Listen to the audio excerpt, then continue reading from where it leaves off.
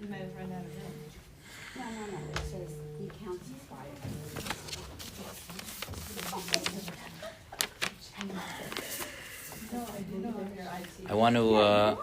I want to begin by, first of all, thanking Mrs. Feld for publicizing the Kinnis on Tisha B'Av, and to all of you who participated in shul or at home.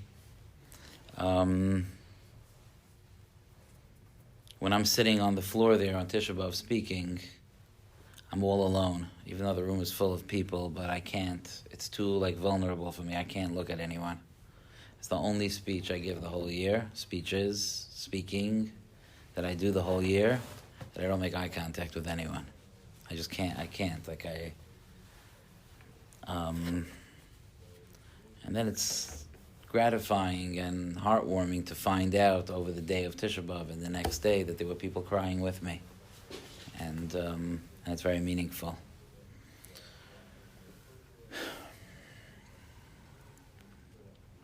Now it's after Tisha B'Av. Tisha B'Av is behind us. And, when I was younger, we discussed the flip side of this a few days ago when we met last week, but when I was younger, Tisha B'Av was over. It was this annoying thing that we had to wait till Chatzos the next day, for it to be fully over.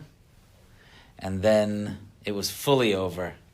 And then that's it, it's Ben Hazmanim time. It's music time. It's vacation time. We're good to go, Happy times are back.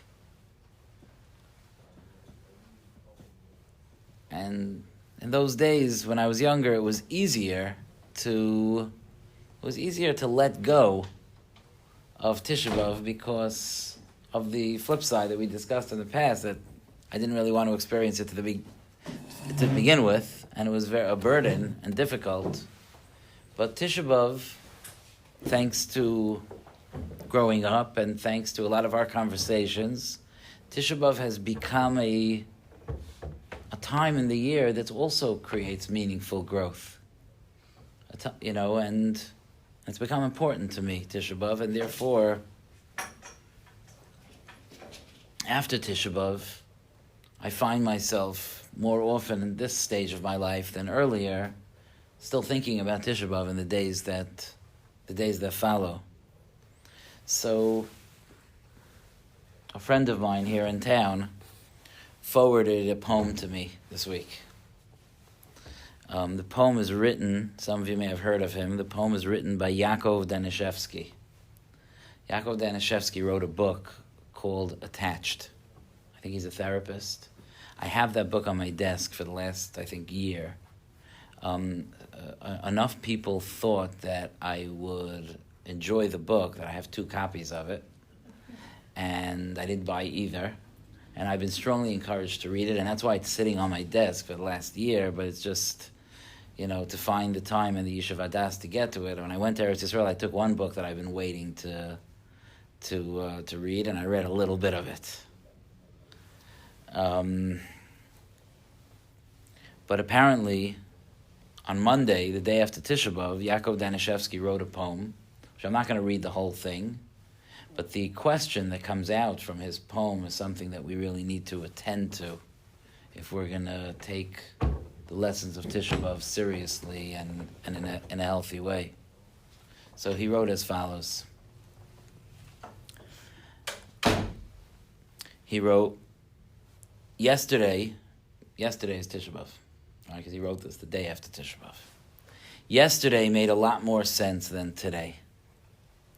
Yesterday, we were honest about what's around us. Yesterday, we didn't eat, because who could eat after seeing those pictures? I don't know if you know what pictures he means, but yesterday we sat on the floor, because who could stand when yet another young child is diagnosed? Yesterday, we did not greet each other happily, because who could bear the news of yet another broken home in our community? Yesterday, we were in reality. Yesterday made sense. Today makes no sense. We are eating, we are traveling, we are vacationing, but not all of us are. Many of us are still crying. Not because it's Tisha B'Av, but because it's reality. Some of us are still at home exhausted with little kids without the knowledge that our husband is coming home from Kinnis in another hour, but with the worry that we haven't heard from our husband out in reserves yet again. Some of us are still on the floor because after losing our child, we've lost all interest in anything. Some of us still haven't eaten, not because we're fasting, but because there's no food to eat. So why do I sit here, well-fed, rested, planning a summer break? Today makes no sense. And then he goes on. I think it's like a powerful point that needs addressing. Because we sat on Tisha B'Av and we cried. And there was a lot to cry about. It wasn't hard. If anything, over the day after I spoke, I kept thinking of things I didn't mention.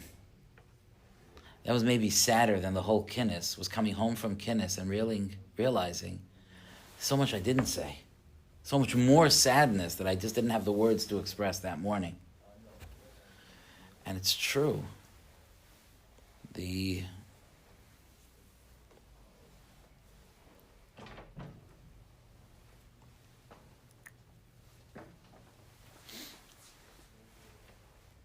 things that he's talking about, I felt bad after Kinnis. I didn't mention the hostages explicitly, even though I spoke about October 7th. I just felt this devastated feeling that I actually went 3 hours speaking about what Klal Yisrael was going through, and just with the tumult of everything, I didn't mention the hostages explicitly. We have brothers out there in captivity for so long already, starving. There's a lot to cry about. The pain, the illnesses that people are dealing with. The babies that are sick, the struggles, the mental health struggles. I didn't get to speak about that either. It's a hard thing to talk about. How many people are suffering in silence? Anxiety, OCD, on other types of disorders. Depression, the terrible, terrible weight of depression. Parnasa. You know how many calls I've gotten over the last few months saying, is there some secret that everyone else knows that I don't know? Like, everyone's watching everyone else, being like, it doesn't make sense. How are we supposed to support our families? And I try to tell them, don't worry. Just like you're smiling and no one knows what you're dealing with. Your friends are smiling and you don't know what they're dealing with. But we're in this together. We're all struggling.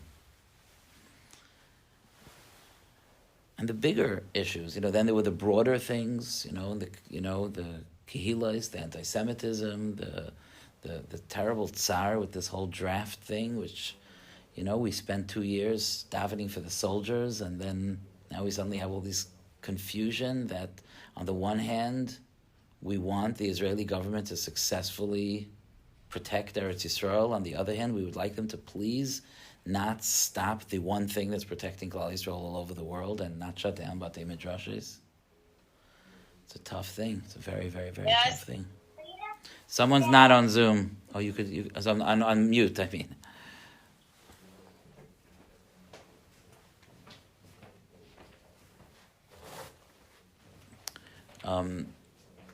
It's Taco, there was a lot to cry about. And those, it's interesting that when I was younger, I'm sure you went through this also. When I was younger, it was about the Beis HaMikdash, right? And we used to struggle. How are we supposed to cry about the destruction of the Beis HaMikdash?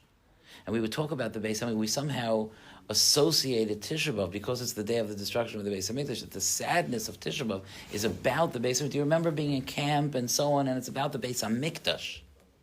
And as we got older, we started to comprehend that the destruction of the Beis HaMikdash is the cause of all of this pain and all of the difficulties and all of the struggles.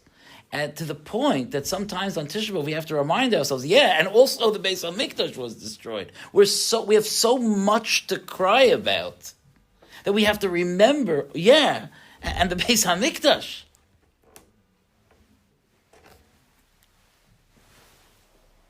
And in a certain sense, the community, the Frum community, has made tremendous strides on Tisha B'Av.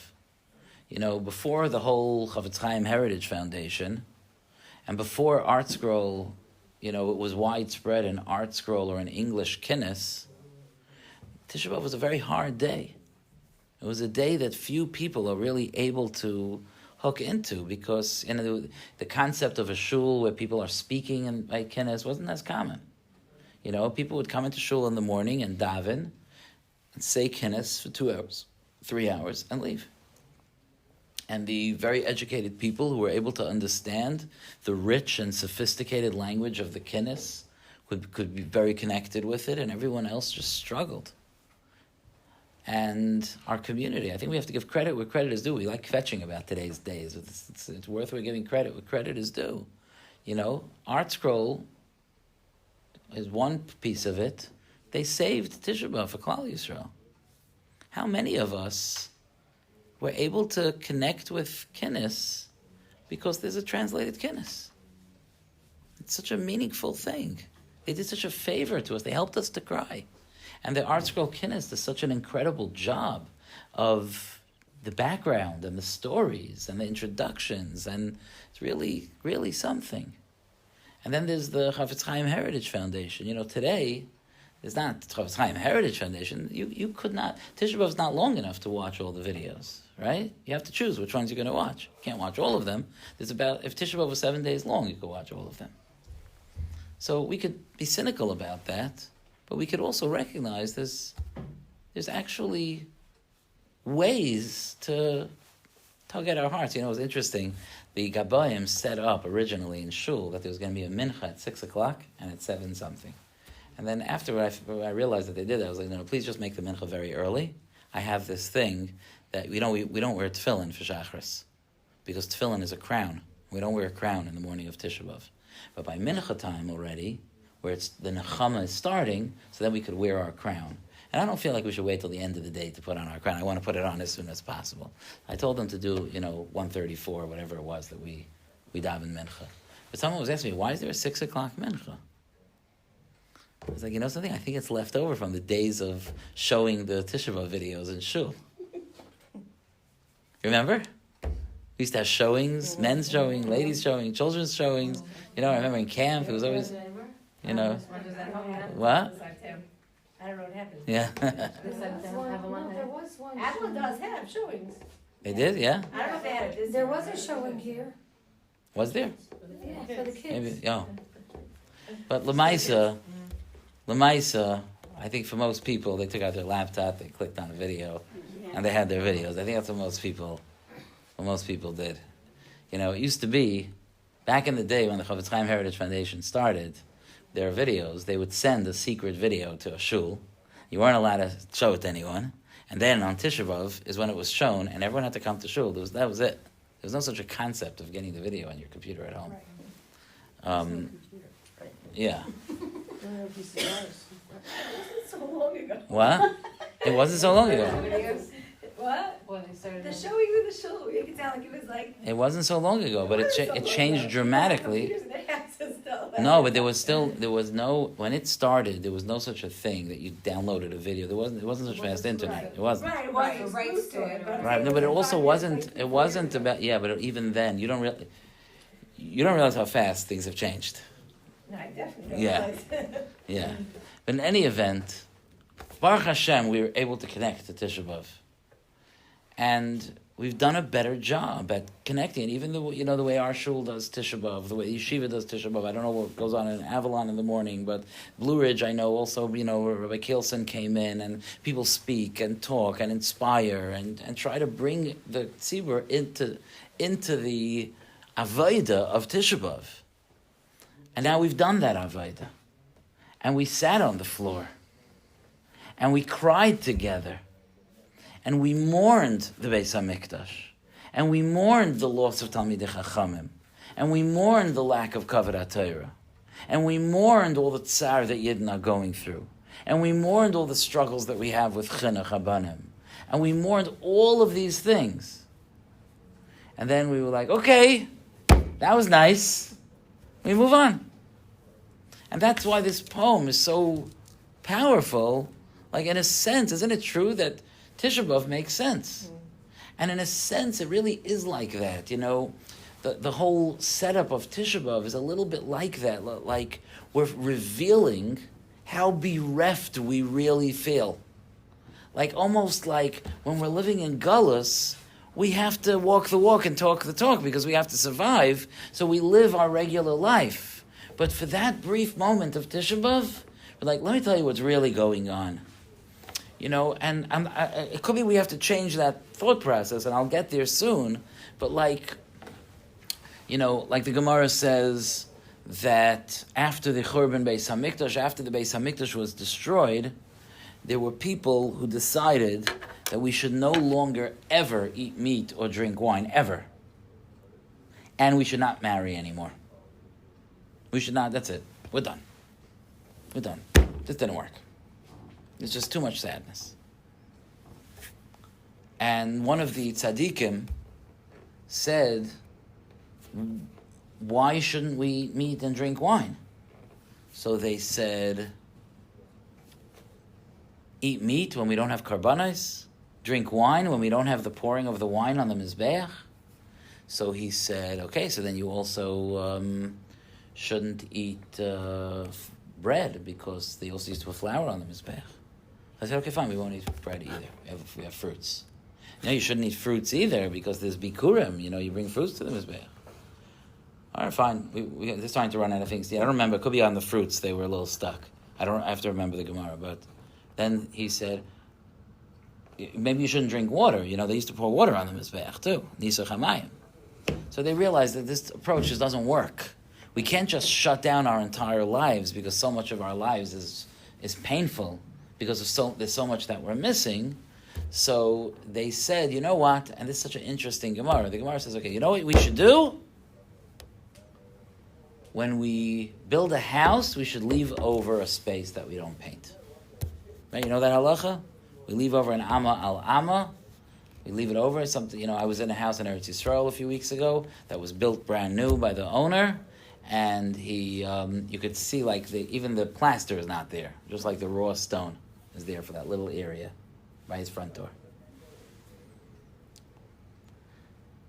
What happened? Like, how did we get here? Like, you were just talking about like not eating meat, not drinking wine, not eating fruits, not eating flour because there's so much missing. It's like, oh, you know what? You're right. Let's leave over a square on the wall. What are you saying? So what I understand that Gemara is saying is something very profound. The Gemara is saying we need to live in a normal house. Really, with the way things are in the situation of Klal Yisrael that we're in Gullus, we should live in a churban. The Shechina is in a churban. The Beis HaMikdash is destroyed. We should also live in destroyed houses. But we can't live that way. We need to raise functional, healthy families, and that means we need to live in a mechubad house. So how do we show that really we should be living in a churban? You know what we're going to do? We'll leave over a part of the house that represents our heart's feeling that in a way, that's really the way things should be. Okay? And then I realized that that's true for the year also. In a sense, isn't that Amma al Amma Tisha B'Av? Isn't what that, square place of a house is to the house, Tisha B'Av is to the year. Really, we should be sitting on the floor the whole year. The Beis HaMikdash wasn't rebuilt since Tisha B'Av. Really, we should be fasting the whole year. Really, it should always be Tisha B'Av. But what are you going to do? You can't live in mourning the whole year, so we have one day of the year that we designate for mourning. And that's how I always understood Tisha B'Av. But this poem really makes me realize that we have to go deeper. Because the bottom line is, how can we say that for one day of the year, like he writes, Yaakov Danishevsky, he writes, yesterday we were in reality. Yesterday made sense. today makes no sense. So that's how we live the other 364 days of the year, in a way that's fake, in a way that's not reality? Is that what this is? Are we talking here around a table, sitting on chairs after having eaten today? And maybe some of us listen to some music today? Are we sitting here just because, what are you going to do? You can't have Tisha B'Av every day. Is that what we're doing? It's hard to imagine that that's our Yiddishkeit. Really, it should be Tisha B'Av. It's hard to imagine that that's the plan. And I'll prove to you that it's not the plan. Because this Shabbos is Shabbos Nachamu. It's a Shabbos of Nechama. And the Baal Koirei by the Haftarah is going to sing Nachamu, Nachamu Ami, consoling us. What are you consoling us? What's the consolation? It's Tisha B'Av. Tisha B'Av didn't go away. I couldn't do it the whole year. But Tisha B'Av didn't go away, so what's the consolation?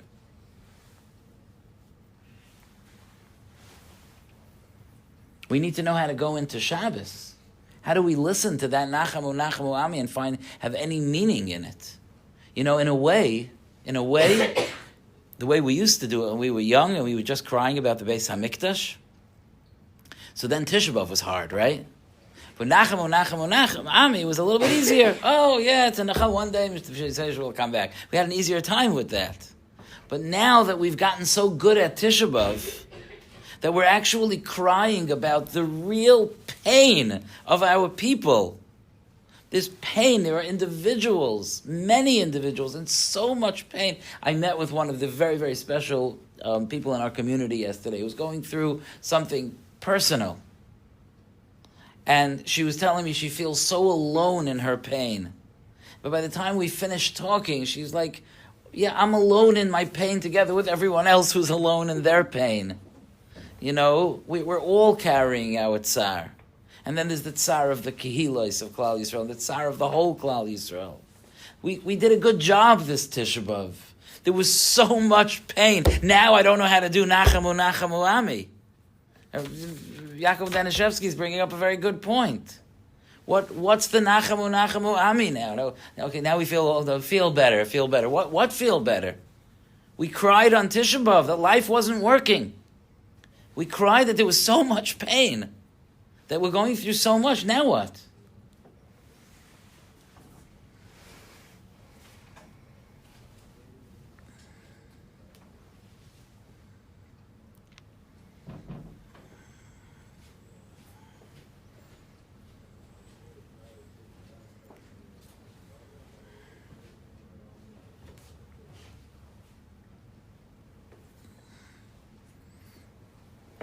So I want to say what I think we need to be doing now, and how we could be worthy of the words Nachamu, Nachamu Ami. We went into Tisha B'Av, we spoke about this in this shir, we went into Tisha B'Av with a sense that Tisha B'Av is not just about being sad, but that we have a job to do. And that there's a job in Tisha B'Av, being mis'abel al Yerushalayim, and recognizing that we don't belong here, and recognizing that we need a closer relationship with Hashem, and recognizing that we need to build that Beis HaMikdash from the inside out by filling the world with Kedusha. And if that's the case, so then when we sit on the floor on Tisha B'Av, and when we think about the situation of Klal Yisrael, and I pointed this out several times during Kinnis, that the same act of sitting on the floor and feeling so bereft and so much pain also leaves us feeling so proud of who we are. Because that's really what Kinnis is saying. Kinnis is saying this is unacceptable because you don't know who I am. For who I am, this is unacceptable. That's what Kinnis really is saying. B'tzeisi mi Mitzrayim, b'tzeisi mi Yerushalayim. Me who came out of Mitzrayim, how could this be happening when I came out of Yerushalayim? That's the whole message of the Kinnis.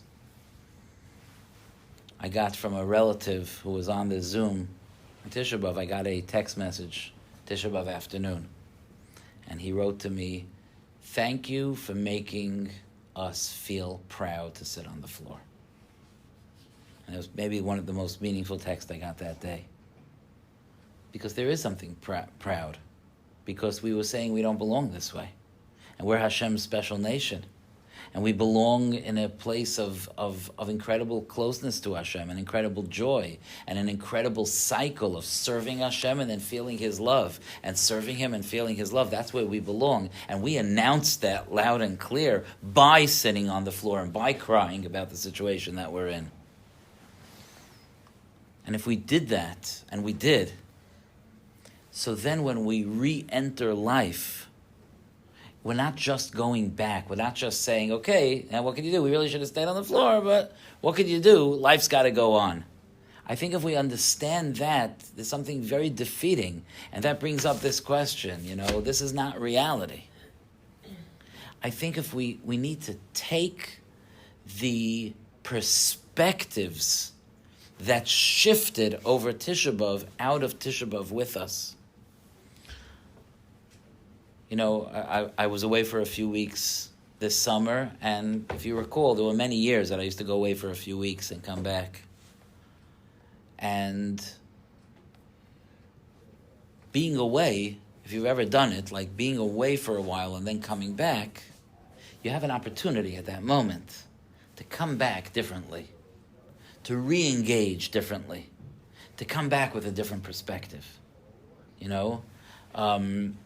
I deal a lot of times with people that go to facilities, to go to rehabs, or go to different facilities to work on things, and then they come back.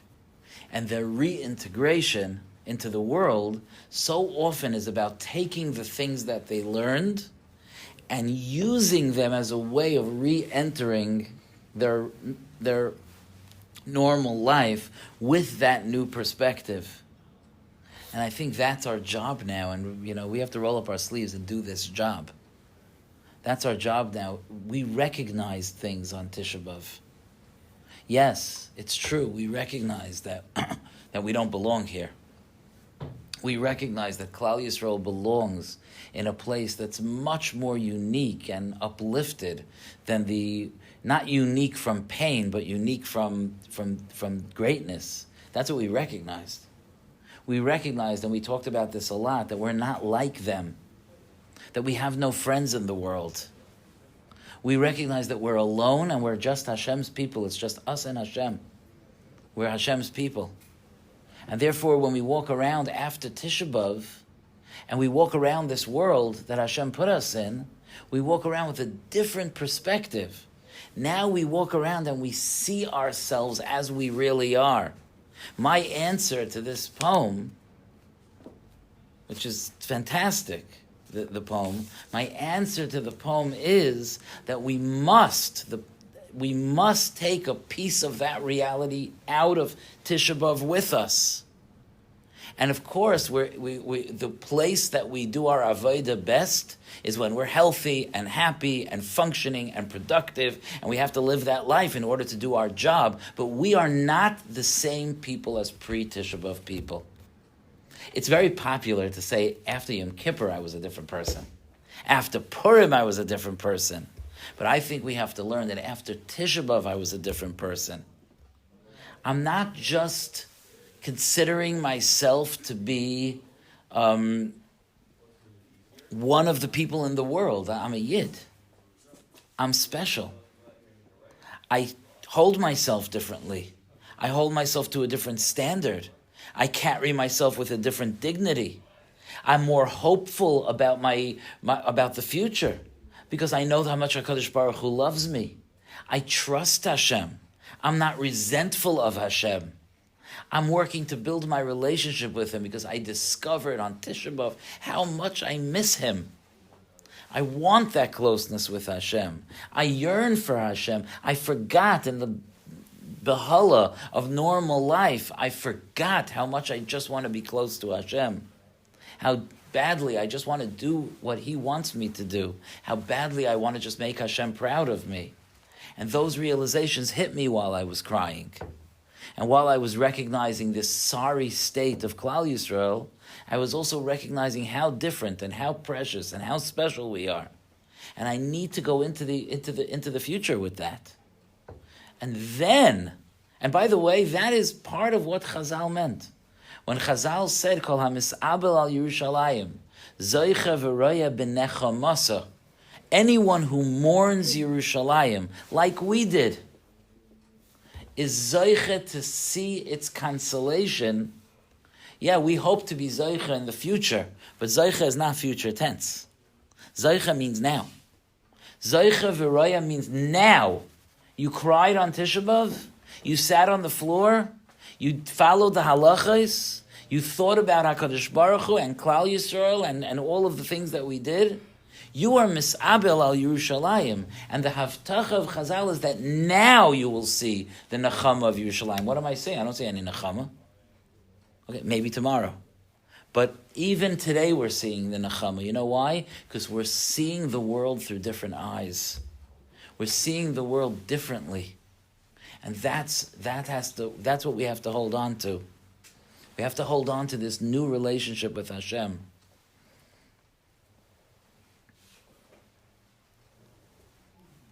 Like the Chazal say that at the moment of the Churban Beis HaMikdash, as you know this Chazal, but bears repeating now, that the two kruvim, the two images that faced each other on the top of the Aron, they faced each other. When Klal Yisrael was not doing the will of Hashem, they faced away from each other because the two faces facing each other represented that connection between Hashem and Klal Yisrael. And one would imagine that over the years of doing Averis and not listening to Hashem, the years of Avodah Zarah and Eretz Yisrael and so on, that the kruvim moved apart from each other. And yet the Gemara tells us that at the time that the Beis HaMikdash was burning, the two kruvim were seen to be me'urim zeh b'zeh. Not only were they focused on each other, they were hugging each other, they were intertwined with each other. Because HaKadosh Baruch Hu knows that at the time of our greatest pain, we find Him, and He finds us. HaKadosh Baruch Hu knows that at the time that we feel the most loss, we also realize what we're losing, and who we are, the majesty that Klal Yisrael is. And that's the answer to the today is not reality. No, today is reality. You know why? Because I'm looking through reality glasses today. Today I'm looking at the world through the lens of Tisha B'Av. And if I can do that, if I could hold on to that perspective, if I could maintain the dignity of what it means to be a Jew, so then when I hear on Shabbos, Nachamu, Nachamu, Ami, Yomer, Alekeichem, I can feel a little bit of Nechama. Because a little bit, I've taken a step closer to HaKadosh Baruch Hu. I've restored that gaping hole of that pirud from Hashem. The Sfarim tell us that not everyone is the same amount in Gullus. You know that? Like for example, Rav Dessler writes, the Rabbi Akiva lived in the world of Geulah. Rabbi Akiva lived in the world of Mashiach. Rav Dessler says that when the iron teeth were tearing Rabbi Akiva's body apart, he was unable to feel pain because he was living in a world of complete asud lavai. He was living in a world that was beyond any evil. That's the madrega he was on. But Rav Dessler says it's not just Rabbi Akiva. Each one of us is in gullus in varying degrees. You think about it, you know people that you just feel like they're more sunk into gullus. And then some people, you meet them and you feel like, yeah, Mashiach is not here, but that person's living with Hashem. That person's living with the joy of a relationship with Hashem. That with the uplifted, inspired life of the way a Yid is supposed to live. And that person is really, you could say, he's less in gullus than other people. You meet a true Talmud Chacham, a true Tzaddikas, who really, really, really is like holding on to Hashem. You can get this, think of people that you know, you could think of people that like a little less gullus for that person. That person's a little bit more in the world of Geulah. And that's the opportunity that we have now. We have to take advantage now, while we could still feel the aches and pains from sitting on the floor. You know, while it's still here. Hey, while we still haven't gotten back our normal eating schedules yet. Right now, we have to take advantage to be a little less in gullus. And the way we live a little less in gullus is by looking at the world through the prism of Tisha B'Av. The reality of Tisha B'Av doesn't escape me. I could live in this world and appreciate that reality. I could know who I am. I can carry myself that way.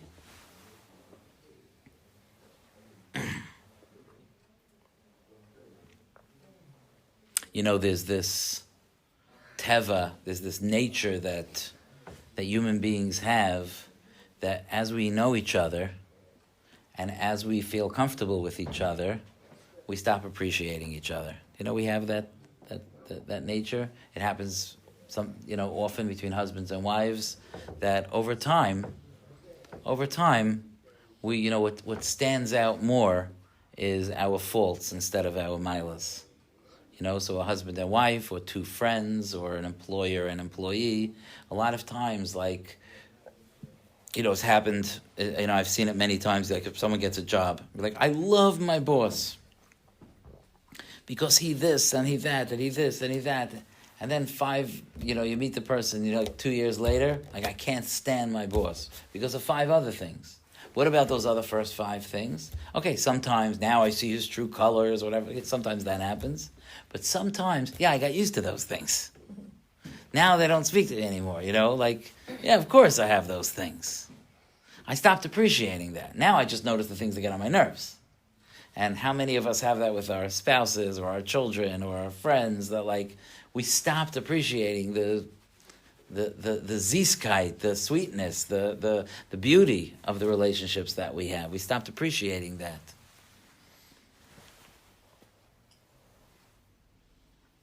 And then we have this teva about us that, chas v'shalom, that relationship gets thrown into jeopardy. Someone is in danger. Someone is sick. Something like that gets thrown into jeopardy. Suddenly it all comes rushing back. How much we love the person, and how much we need the person, and how much we want the person. It all comes rushing back. And I think that mashal is part of the Tisha B'Av experience. We could get lost in this world, but when Tisha B'Av comes, that's like that moment of no.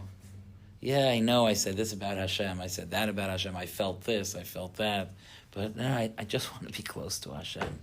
Va'ani kirvas elikim li tov. I just want to be close to her. I do love Hashem, and I do trust Hashem, and I do feel awe from Hashem, and I do understand that Hashem has a plan, and I do understand that I don't understand. And the same thing is true with the people in our lives. We've talked about so much pain this Sunday, but we also have so much beauty in our lives, and don't we get distracted from things that, when we're on the floor on Tisha B'Av, just don't seem that important anymore? The silly things that we get annoyed about, the stupid habits, the irony. I always talk about this, when someone's not there, whether it's because someone was nifter or because someone moves away or whatever, when someone's not there, it's always, mark my words, try this. It's always the thing that annoyed you, the annoying habit that triggers you to miss them. Okay, so so if you if your husband always comes into the room and wakes you up when he walks into the room, every time he walks in, he wakes you up, and then he's gone for a few days, and you sleep very well through the night, and you're like, oh, I miss that, him puttering around the room, waking me up. Or your child, doing his thing, at all hours of the night, then your child goes off to Eretz Yisrael or something, and you're like, oh, kind of wasn't as fun to sleep through the night and not be woken up by him walking around up there as I thought it would be, because I kind of miss him. And all of those things, Tisha B'Av is the time that we straighten our brains out, and we let go of the petty things, and we let go of the things that I'm not changing that, and this is the way Hashem made them, and I'm going to lean into this, and I'm going to appreciate the relationships that I have, whether it's the relationship with Hashem or the relationship with people.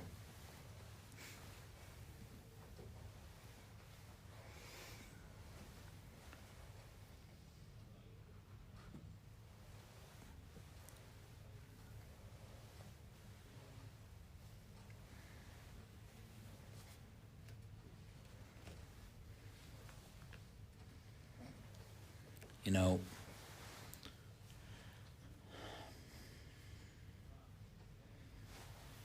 you know about the Amazon giveaway? You know, we have an Amazon giveaway in this city. Oh, I haven't never been there, to be honest with you. Have you been there? You've all been there? Yeah. What? We've all been there. I've never been there. Don't go. It's like a kiddush where everyone's starving. They don't know where their next meal is. I just want to describe. I want to use that. I'm happy I thought of that example. Okay, let me end with this mashal. Okay, my feeling is, I think I know the feel. I have never been there, but I think I know the feeling that there's like this feeling when like the text goes out, like the Amazon giveaway. It's like, okay, the Amazon giveaway. Okay. Maybe I heard about it before other people. Okay, what time is it starting? They're looking here. And then when you show up there, I've never been there, but I'm imagining like that. I can take that. What was it? I can use that. And half the time you get home, you're like, what on earth am I going to do with all of these things? You know? What? Sounds like exactly. I have very good information. Okay. My chizuk to you and to myself tonight. It's Wednesday night. We sat on the floor on Tisha B'Av on Sunday. Is that there's an Amazon giveaway. Matzah Tisha B'Av. The week after Tisha B'Av, between Tisha B'Av and Nachamu Ami, we have an opportunity to solidify a different approach to things. We tore everything open on Tisha B'Av. And we cried the rawest cry. We just want to be close to Hashem. We just want the joy of that relationship. We just don't want Klal Yisrael to suffer anymore. We spoke about what was important.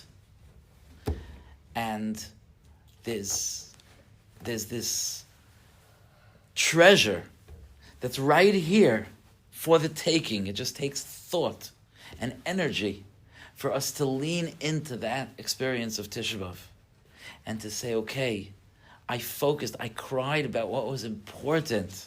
I'm not going to go on now to cry about what's not important. I cried about what was important. I'm going to appreciate the Geulah that exists in my life. I'm going to be proud of the positive things that we've accomplished. I'm going to be sensitive to the needs of the people around me. I'm going to love people and not just judge them by their failings and see their milas as well. I could use this new perspective. If Tisha B'Av was a day of reality, I'm going to take that reality with me. And that's what I used the example of the Amazon giveaway, because there's this like sense of like, if I don't take it now, it's lost forever, right? There's like, and I feel that urgency this week. If we don't grab that aliyah, that perspective this week, then it fades away into the vacations and the preparing for the year and the and all the what's going to be in Beis Yaakov and what's going to be in Yeshiva Katana and what's with this new tuition thing and all the tumult that we're dealing with, all good tumults, but all the tumults that we're dealing with, it's going to fade away into the background. And then before we turn around, what's going to happen? We're going to be sitting here at this table, and we're going to be saying, Rosh Chodesh Elul is coming. But let's do that with the satisfaction of knowing that when Tisha B'Av came, as sad as it was, the Amazon giveaway was rolled out, and we took it, we jumped for it, and we spent the time considering how we could approach our lives with a certain freshness and a certain appreciation and a certain sense of spirituality and a certain value of what's really important and not paying so much attention to the things that are not important. And my bracha and my tefillah for all of us is that Hashem should give us the perspective and the strength to be able to make those adjustments, because the joy of someone who's a little less in Gullus, Meretz Hashem, I hope that we all will be much less in Gullus, and we'll be sitting in Yerushalayim where we belong, and the Mashiach will come, and then maybe I could give that Chodesh Elul shir in our, B'nai Shalom and Yerushalayim, You can still have the same seats. We're bringing the building with us. What? Post improvement, yeah. But until that day comes, we could still grab some Geulah today. So let's grab our Geulah. Amazon giveaway. Grab it. Someone else is going to take it, Grab it. Take advantage. Get those kinyanim, acquire that uplifted way of looking at things, and then you can walk towards Chodesh Elul a little bit less in Gullus than you came to Chodesh Av, Be'ezer Hashem. Yeshakayach, thank you. Thank you.